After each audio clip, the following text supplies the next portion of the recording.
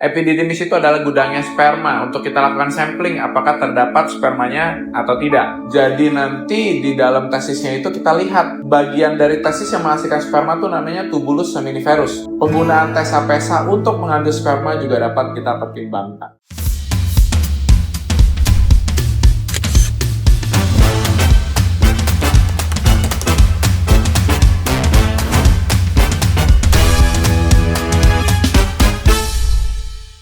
Oke, halo semua. Perkenalkan, saya Dr. Geraldo, spesialis andrologi. Saya seorang androlog dan embriolog di Pusat Fertilitas Bocah Indonesia, Tangerang.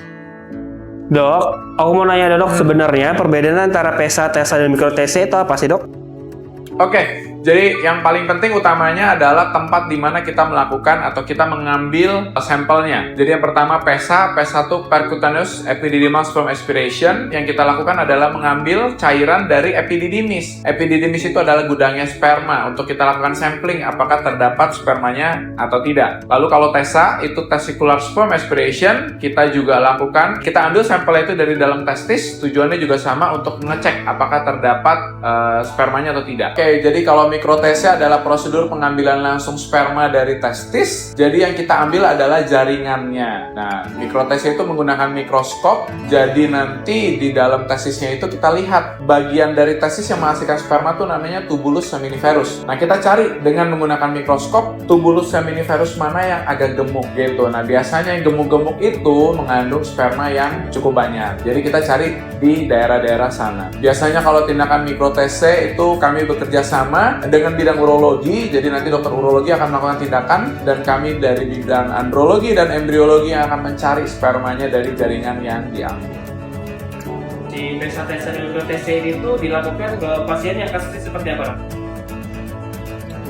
Oke, jadi kalau PESA TESA sendiri itu kita bagi dua. Ada yang sifatnya diagnostik dan terapeutik. Jadi diagnostik itu kita lakukan pada pasien yang baru datang dengan azoospermia. Kita coba cari tahu dulu nih, ada spermanya atau tidak. Nah, pada kondisi-kondisi tertentu di mana ketika pada saat diagnostik kita temukan spermanya tapi spermanya kualitasnya kurang gitu baik, kita akan lakukan terapi terlebih dahulu dan nanti pada saat proses IVF atau bayi tabungnya, itu ibunya dilakukan proses pengambilan petik telur, dan nanti bapaknya kita lakukan PESA-TESA yang sifatnya terapeutik. Nah, pada beberapa kondisi juga di mana kegagalan IVF setelah dievaluasi terdapat faktor sperma yang cukup dominan, penggunaan TESA-PESA untuk mengambil sperma juga dapat kita pertimbangkan. Dan biasanya dok kan juga ada azoospermia ya? Oke. Nah, betul. Jadi untuk kasus-kasus azoospermia itu tidak kita temukan sperma di dalam cairan ejakulat. Itu kita akan lakukan tindakan PESA-TESA di awalnya dan nanti jika memang diperlukan baru kita lakukan tindakan mikro-TC. Sebenarnya untuk PESA-TESA dan mikro-TC itu prosesnya di hari itu seperti apa sih dok? Apakah ada yang harus dipersiapkan oleh pasien? Oke, jadi kalau tindakan PESA-TESA itu otomatis tidak langsung pasien datang hari H langsung kita lakukan, tidak. Kita yang paling penting adalah pertama penegakan dulu kasus azoospermia. Nah, azoospermia ini kan ada dua. Apakah karena sumbatan atau karena testisnya tidak memproduksi. Nah, itu kita harus evaluasi dulu dan jika memungkinkan kita akan mencoba melakukan terapi dulu, terutama terapi hormonal.